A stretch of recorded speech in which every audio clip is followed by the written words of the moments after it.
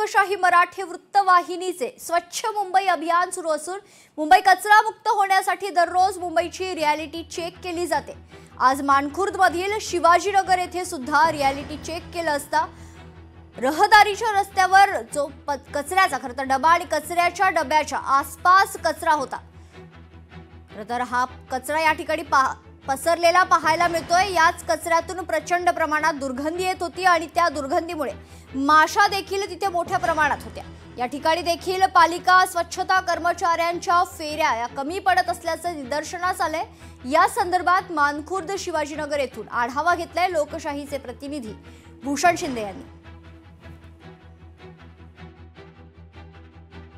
लोकशाही मराठी वृत्तवाहिनीचं सध्या स्वच्छ मुंबई अभियान सुरू आहे। सध्या मी आहे मानखुर्द येथील शिवाजीनगर परिसरात। इथे पाहू शकता या परिसरामध्ये कचऱ्याचे डब्बे आहेत आणि त्याच्या आसपास संपूर्ण अस्ताव्यस्त आपल्याला कचरा पडलेला पाहायला मिळत आहे। मोठी दुर्गंधी आहे, प्लास्टिकच्या पिशव्यांचा खच पडलेला आहे, माशा सुद्धा इथं मोठ्या प्रमाणात आपल्याला पाहायला मिळत आहेत आणि एकंदर इथं मोठ्या प्रमाणात अस्वच्छता सध्या आपल्याला पाहायला मिळत आहे।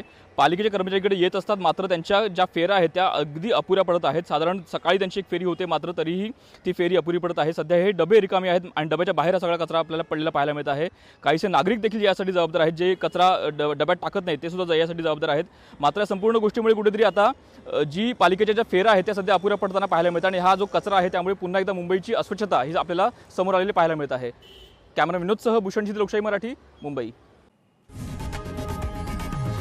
लोकशाही मराठी ऐका, पहा, जागरूक रहा।